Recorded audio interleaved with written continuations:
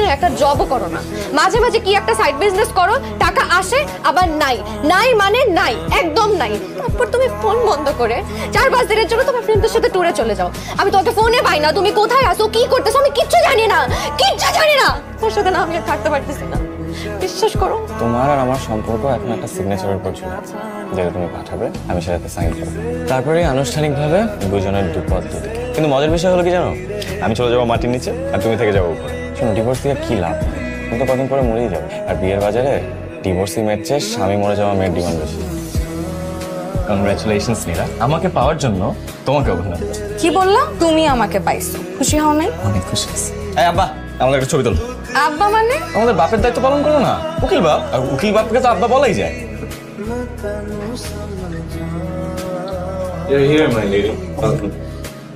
চলে যাওয়া মানুষের বোঝা বহন করা অনেক কঠিন আছে, আমি নিয়ে যাচ্ছি। চলে যাওয়া মানুষটা যখন ফিরে আসে, এর থেকে আনন্দের আর কিছু হতে পারে। তুমি তো এতটা গুছানো ছিলে না আসিফ, বিছানাও তো পরিপাটি। রাতে কোথায় ঘুমিয়েছো? আমি জানতাম তুমি আসবে, তাই এই ঘরটা গুছিয়ে রেখে পাশের ঘরে গিয়ে ঘুমিয়েছি। চা খাবা? হ্যাঁ খাওয়া যায়, তুমি বানাবে?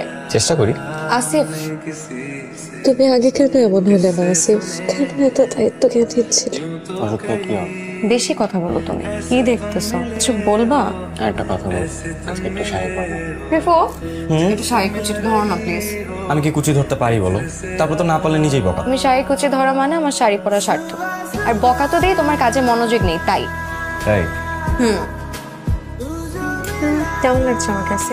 খুব সুন্দর। শাড়ি পরা শিখে গেল একা একা। একা একা শাড়ি পরাও শিখে গেলাম।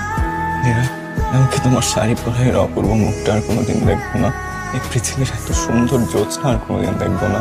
এই যে অপূর্ব বৃষ্টি, যে বৃষ্টির উচ্ছলে তোমার আমার পরিচয়, যে বৃষ্টির কাটা আমার তোমার কাছে আসে, সেই বৃষ্টিতে কি কোনোদিন ভিজবো না? কোনোভাবে কি সম্ভব না? প্লিজ কিছু একটা করা যায় না ডক্টর?